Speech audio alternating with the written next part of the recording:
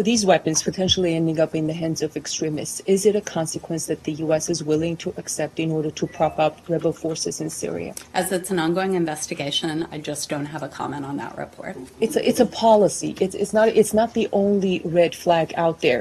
Hi, there was a joint Al Jazeera New York Times report, rather I should say New York Times Al Jazeera report, alleging that some members of the Jordanian intelligence structure may have taken weapons intended for rebels fighting against the Assad regime and sold those weapons on the black market. What is this building's reaction?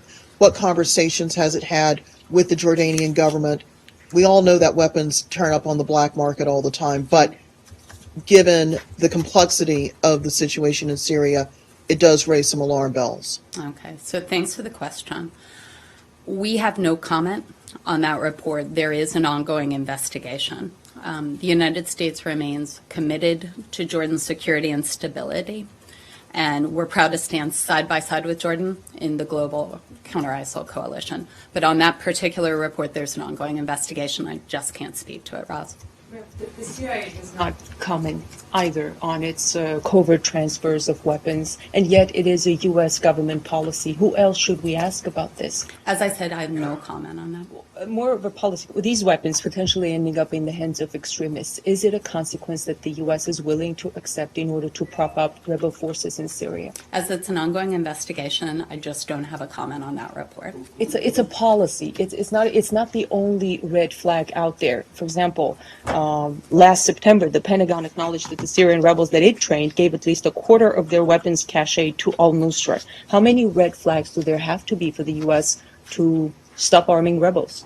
So we're going to leave it where I left it. Matt, you had a question? Yeah, who's doing the investigation? It's actually an interagency investigation, but the State Department is contributing to it. So what are the other agencies involved? Yeah, I can't speak to all the different agencies, but it's multiple U.S. agencies. We're contributing information. Well, she does raise a good point. You know, that hold on. Sure. Just one thing. The White House was just asked about this in their briefing, right? I believe they were. Yeah. You know what they did? They refused to comment on it. No. They referred the questions to the State Department and to the FBI. Yeah.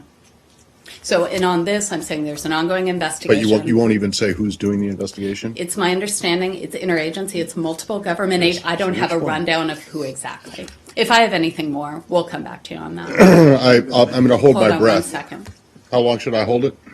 Probably not until the end of the briefing. Saeed? I wanted to ask you, there were also allegations that these weapons were actually used to kill Americans, American trainers and so on in Jordan. Can you comment on that? As it's ongoing, I really can't say it. I'm sorry. Okay.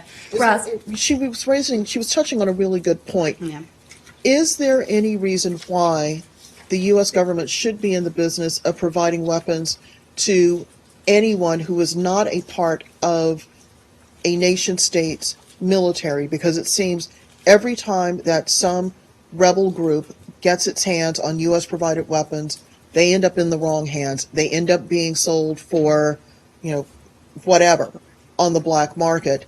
Is this something that U.S. foreign policy and military policy really should even be considering? I know you'd like a comment on it, Roz. I just can't at this point. If we have more that I can offer on it, we certainly will. But just in general terms, is this just really a good idea? Say it. Are we done? Nope, I don't think so. No, but this isn't about that. This Okay. is Hold on, somewhat and then I'll related. go to you.